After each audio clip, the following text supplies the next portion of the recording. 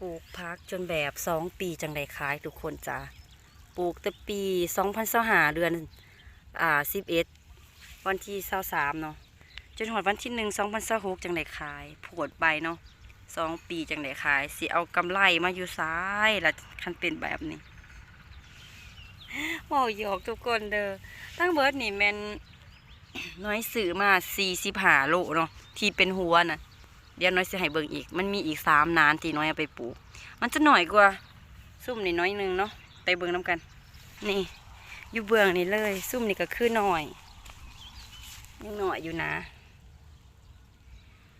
ก็คือทั้งเบิดนี่45 โลหัวพักเนาะ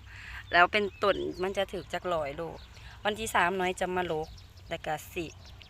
สรุปให้ทุกคนเบิ่งว่า45 โลทั้งเบิดจะไหลจาก100ฝากทุกคนติดตามเป็นกำลังใจให้ในเด้อ